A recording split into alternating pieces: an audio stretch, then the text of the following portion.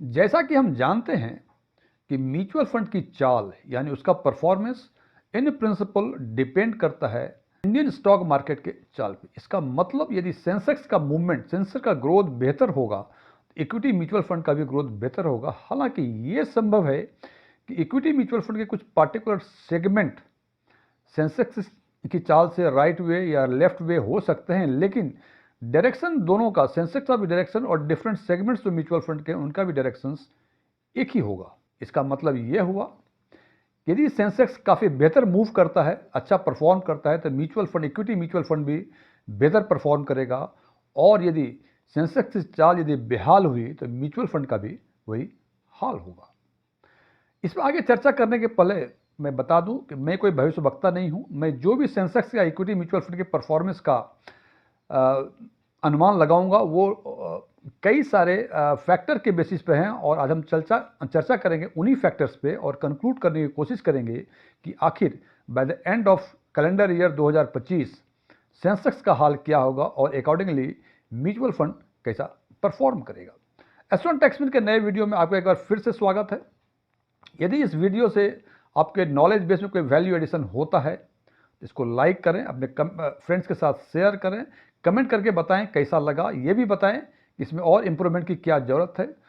और इससे एक उद्देश्य पूरा हो जाता है हमारा कि हम ये चाहते हैं, हम ये जानना चाहते हैं बेसिकली कि जो चीज़ हम अपने व्यूअर्स को कम्युनिकेट करना चाह रहे हैं वो हम प्रॉपरली अपने व्यूअर्स को कम्युनिकेट कर पा रहे हैं या नहीं कर पा रहे हैं। और यदि आप इस चैनल पर पहली बार विजिट कर रहे हैं तो इसको सब्सक्राइब भी करें और सब्सक्रिप्शन बटन के बगल में जो बेल आइकन है उसके ऑल पे क्लिक करें ताकि हमारे सभी नए वीडियो की नोटिफिकेशन आपको लगातार मिलती रहे। और चूंकि आप नए सब्सक्राइबर हैं तो कमेंट बॉक्स में न्यू सब्सक्राइबर लिखें ताकि हमें ये मालूम हो सके कि आप हमारे न्यू सब्सक्राइबर हैं। मेरा नाम डीएम झा है। यदि पिछले कुछ वर्षों में इंडियन स्टॉक मार्केट पर नज़र डालें तो हमें लगता है कि इंडियन स्टॉक मार्केट ने पिछले कई वर्षों में लगातार काफ़ी बेहतर रिटर्न दिया है। बेहतर रिटर्न देने के कुछ कारण हैं और उसमें कुछ इंपॉर्टेंट कारण हैं। सबसे पहला कारण है कि इंडियन इकोनॉमी में फाइनेंशियल स्टेबिलिटी का एहसास इन्वेस्टर्स और एफपीआई दोनों कर रहे हैं, तो ये एक सबसे बड़ा इंपॉर्टेंट कारण है। दूसरा कारण है कि इंडियन स्टॉक मार्केट और इंडियन इकोनॉमी की क्रेडिबिलिटी आर्टिफिशियल इंटेलिजेंस और आईटी सेक्टर में काफ़ी बेहतर है।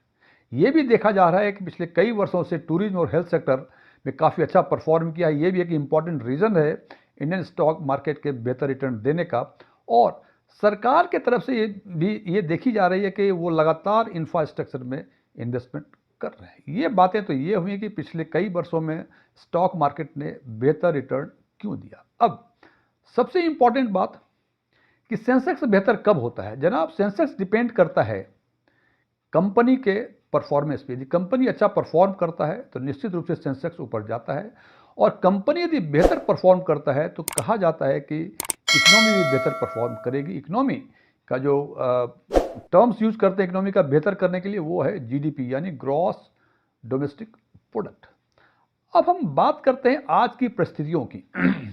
नेशनल स्टैटिस्टिकल ऑर्गेनाइजेशन यानी एनएसओ ने जो 24-25 का जीडीपी, इंडियन जीडीपी का एस्टिमेट किया है वो 6.4% किया है, जबकि इसी बात का रिजर्व बैंक ऑफ इंडिया ने 6.6% किया है। और आईएमएफ ने ये एस्टिमेट किया है कि अगले 5 वर्षों तक एवरेज 6.1% का ग्रोथ इंडियन इकोनॉमी देगी। ये स्थिति है जीडीपी की। और यदि बातें करें 2024 की तुलना में तो 2024 यानी 23-24 में इंडियन इकोनॉमी या कल इंडियन जीडीपी का ग्रोथ जो था वो 8.4% था, जो कि आज के कंपैरिजन में जो कि कंपेयर कर रहे हैं 6.1 टू 6.4%, ये काफ़ी कम है। तो और यह एक ऐसा फिगर है जिससे लगता है कि स्टॉक मार्केट में कुछ हलचल हो, और चूंकि स्टॉक मार्केट में कुछ हलचल होगी तो नेचुरल वे में निश्चित रूप से म्यूचुअल फंड में का परफॉर्मेंस भी इसी हलचल का शिकार होगा। दूसरा फैक्टर कैपिटल एक्सपेंडिचर। आप जानते हैं कि जीडीपी तभी बढ़ेगी जब कैपिटल एक्सपेंडिचर होगा, और जैसे मैंने पहले चर्चा की कि सरकार पिछले कई वर्षों में लगातार कैपिटल एक्सपेंडिचर किए जा रही है, तो वो एक इम्पॉर्टेंट कारण था इंडियन स्टॉक मार्केट का। लेकिन 2024-25 की यदि बातें करें तो अप्रैल 2024 से लेकर नवंबर 2024 के डेटा के अनुसार जो भी कैपिटल एक्सपेंडिचर सरकार ने किया है ये पिछले वर्ष की तुलना में 12.3% कम है, तो ये भी एक निगेटिव फैक्टर्स हैं। तीसरा है कि एफपीआई, जानते हैं कि इंडियन स्टॉक मार्केट का मूवमेंट बहुत कुछ डिपेंड करता है फॉरेन पोर्टफोलियो इन्वेस्टर यानी एफपीआई पर, और अभी तक ये देखा गया है कि 2024 में जो भी एफपीआई का इनफ्लो हुआ है वो 2023 की तुलना में करीब करीब आधा है, यानी 50% है। जैसा कि पहले मैंने चर्चा की कि जीडीपी यदि बढ़ेगी तो सेंसेक्स बढ़ेगा, जीडीपी यदि कम होगी तो सेंसेक्स कम होगा, ये जनरल प्रिंसिपल्स हैं। अब हमें ये देखना होगा कि ग्रॉस डोमेस्टिक प्रोडक्ट बढ़ने या घटने की संभावनाएं कितनी है। जैसे कि मैंने एक बात और बताई कि जो एस्टिमेशन है 24-25 का जीडीपी का एनएसओ और आरबीआई का वो 6.4 और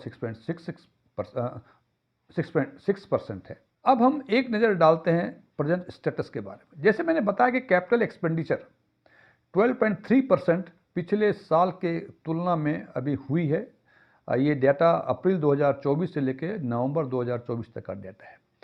अगले जो 4 महीने और हैं उन 4 महीनों में यदि ये डेफिसिट 12.3% ही रहता है तो सेंसेक्स के साइडवेज चलने की संभावनाएं हैं, और सेंसेक्स साइडवेज चलेगा तो कमोबेश म्यूचुअल फंड भी का रिटर्न जो है वो मीडियम या लो ही रहेगा। लेकिन यदि डेफिसिट ये कम होती है तो संभावना है कि सेंसेक्स बुलिश फेज में आएगा यानी ऊपर जाएगा, और निश्चित रूप से म्यूचुअल फंड का परफॉर्मेंस भी बेहतर दिखेगा। लेकिन यदि डेफिसिट ये 12.3% से और बढ़ता है तो संभावनाएं ये बताई जा रही हैं कि सेंसेक्स भी नीचे जाएगा और निश्चित रूप से म्यूचुअल फंड के रिटर्न पे दबाव आएगा। दूसरा स्टेटस, अभी पिछले वर्ष ये देखा जा रहा है यानी इस वर्ष में ये देखा जा रहा है कि एग्रीकल्चर सेक्टर में कुछ सुधार की गुंजाइश है, और एग्रीकल्चर सेक्टर में यदि सुधार होती है तो ये एक पॉजिटिव पॉइंट है, और निश्चित रूप से सेंसेक्स के ऊपर जाने की संभावनाएं हैं, यानी जीडीपी का इंक्रीज होगा और सेंसेक्स ऊपर जाने की संभावना है। निश्चित रूप से म्यूचुअल फंड का भी परफॉर्मेंस बेहतर दिखेगा।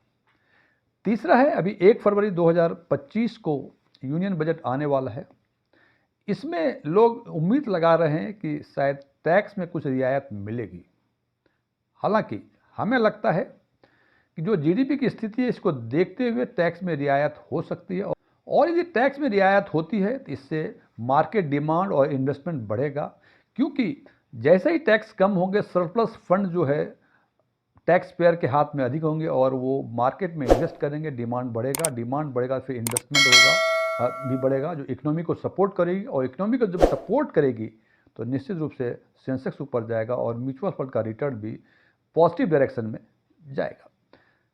तीसरा एक अभी आप जानते होंगे कि every year 4 monetary policy committee की meeting Reserve Bank of India करती है, और जिसमें वो डिसाइड करती है कि जो बेंचमार्क रेट है यानी रेपो रेट वगैरह वो कम करे अधिक करे, depending upon the economic situations. हो सकता है कि जिस तरह से जीडीपी के बारे में अनुमान लगाया जा रहा है, संभावना है कि 2025 में शायद reserve Bank of India interest rate में कुछ बदलाव लाए यानी उसको नीचे करे। जैसे यदि वो इंटरेस्ट रेट नीचे आते हैं यानी रेपो रेट नीचे आती है तो ईएमआई जो इन्वेस्टर्स का है वो कम होगा। ईएमआई कम होगी तो सेविंग जो सरप्लस फंड जो होगा वो इन्वेस्टर्स के हाथ में अधिक होगा, और वो फंड अधिक होंगे तो बाज़ार में डिमांड क्रिएट होगा। बाज़ार में डिमांड क्रिएट होगा तो कंपनी निश्चित रूप से इन्वेस्टमेंट करेगी, और कंपनी जब इन्वेस्टमेंट करेगी तो उसकी कैपेसिटी बढ़ेगी, या कैपेसिटी बढ़ने के लिए उसको फर्दर एम्प्लॉय की ज़रूरत होगी, और जिससे एम्प्लॉयमेंट बढ़ेगा और फाइनली जीडीपी अप जाएगी। और ये सब देखते हुए ये संभावनाएं की जा रही हैं कि शायद सेंसेक्स भी ऊपर जाए और म्यूचुअल फंड के रिटर्न पे पॉजिटिव इम्पैक्ट आए। इंटरेस्ट रेट कम करने से एक और फायदा होगा कि कर्ज सस्ता होगा, कंपनियां कर्ज लेंगी और फिर उसको इन्वेस्टमेंट करेंगी, और उसके हिसाब से फिर एम्प्लॉयमेंट बढ़ेगा और वो फिर इम्पैक्ट डालेगा, पॉजिटिव इम्पैक्ट डालेगा सेंसेक्स पे, अकॉर्डिंगली म्यूचुअल फंड के रिटर्न पर भी। अभी तक जिन फैक्टर्स की तुलना या चर्चा की है हमने वो सारे नेशनल फैक्टर्स हैं। एक और इम्पॉर्टेंट इंटरनेशनल फैक्टर है।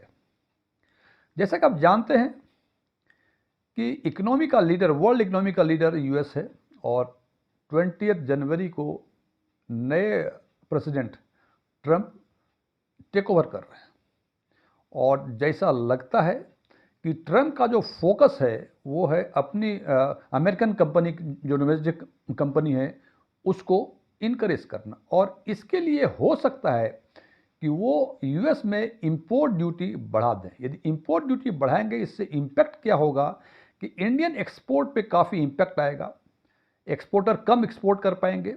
तो निश्चित रूप से यदि गवर्नमेंट अपने डोमेस्टिक इंडियन डोमेस्टिक कंपनी को सपोर्ट करते हैं तो वो सर्वाइव करेगी, और यदि वो नहीं करते हैं और ट्रम्प साहब इंपोर्ट ड्यूटी बढ़ाते हैं तो निश्चित रूप से ये एक निगेटिव फैक्टर होगा जो कि इम्पैक्ट करेगा जीडीपी को, और जीडीपी को इम्पैक्ट करेगा तो फिर सेंसेक्स को भी उसी हिसाब से को इम्पैक्ट करेगा, और म्यूचुअल फंड पे रिटर्न का दबाव रहेगा। फ्रेंड्स, जिन फैक्टर्स की चर्चा आज हमने की जो इम्पैक्ट करते हैं सेंसेक्स को, इसमें से यदि 70% फैक्टर्स भी पॉजिटिव वे में यानी अपवर्ड मूवमेंट करते हैं तो निश्चित रूप से उम्मीद की जा सकती है कि Sensex by the end of this year 1 lakh को क्रॉस कर जाएगी या 1 लाख को छू लेगी। और यदि ये छूती है तो निश्चित रूप से म्यूचुअल फंड के रिटर्न भी पॉजिटिव डायरेक्शन में ठीक ठाक रिटर्न देंगे।